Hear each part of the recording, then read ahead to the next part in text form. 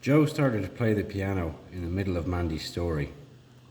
In the morning, he said, 3 bottles of liquor and a half dozen glasses were missing. That doesn't sound like a burglary to me. Sounds like a party. And the only thing that annoys me is we weren't invited. Joe's smile indicated that the matter was closed, at least as far as he was concerned. Anyway, as I was saying, I originally left the door unlocked as a matter of convenience, but pretty soon I realized that whenever the doorbell did ring, it was someone I didn't know. So the bell became a signal that a stranger was at the door. I've learned never to answer it myself when that happens, because it's likely to be a deputy sheriff wanting to serve me with some kind of paper, and of course I don't need to be home for that. Or for little old ladies with hammers in their hands, I said. Hammers? I don't believe I know any old ladies who carry hammers. The one who punched your windows out certainly had a hammer. A little old lady did that. Joseph looked surprised. I was wondering how that happened. We thought somebody slammed the door too hard. You mean you saw her do it? I did.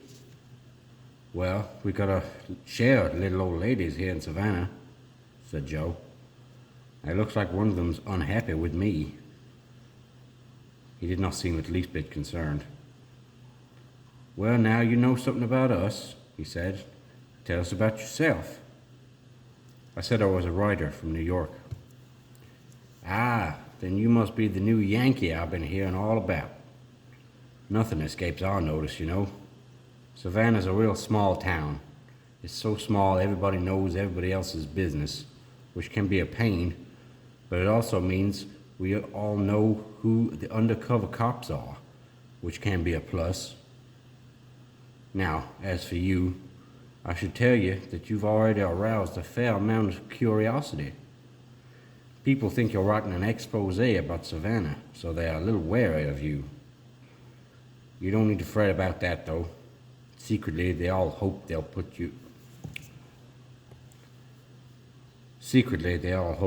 them in your book.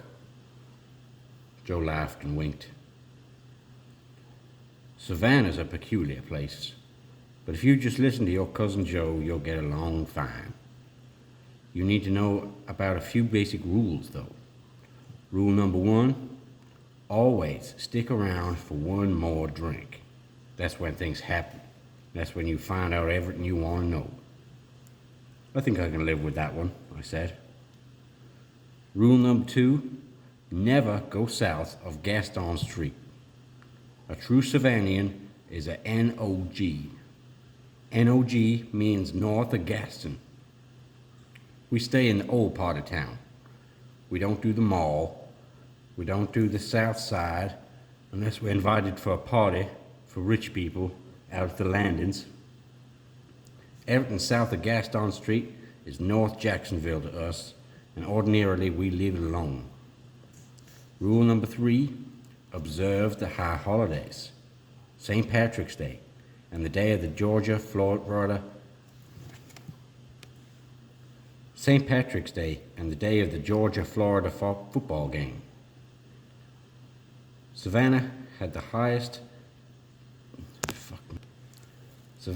the third biggest St. Patrick's Day parade in America. People come from all over the South to see it.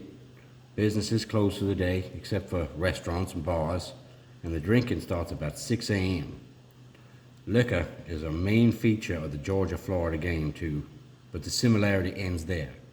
The game is nothing less than a war between the gentlemen of Georgia and the Florida barbarians. We get all keyed up for it a week ahead of time, and then afterwards it takes a week to 10 days to deal with the emotional strain of having won or lost. Georgia men grow up understanding the seriousness of that one game. Georgia women grow up understanding it too, said Mandy. Ask any girl in South Georgia. She'll tell you flat out. You don't start wearing pantyhose until after the Georgia-Florida game.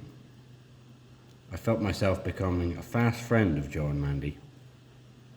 So, look here, Joe said. Now that you come under our protective custody, we'll be unhappy with you if you need anything and don't ask for it, or if you get into trouble and don't holler. Mandy climbed into Joe's lap and nuzzled his ear. Just make sure you put us in your book, he said.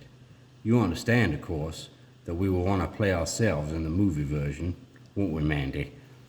Mm-hmm, she said.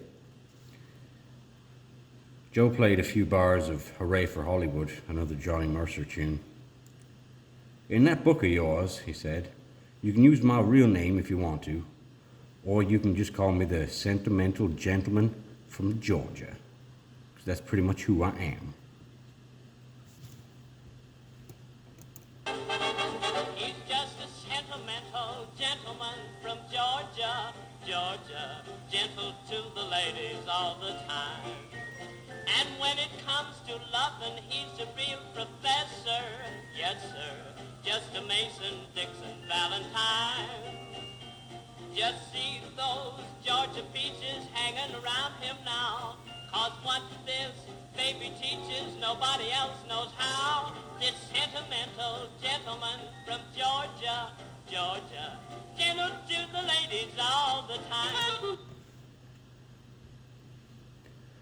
Joe sang with such winsome charm, I had to remind myself that he was the same person who had tapped into the electricity of the house next door and was, by his own admission, dodging process servers for financial transgressions of God knew what proportion. His ingratiating manner made everything he did seem like good-natured fun. Later, as he saw me to the door, he joked and bantered with such an easy grace that I did not fully realize until I got home that in the course of saying goodbye he had borrowed $20 from me.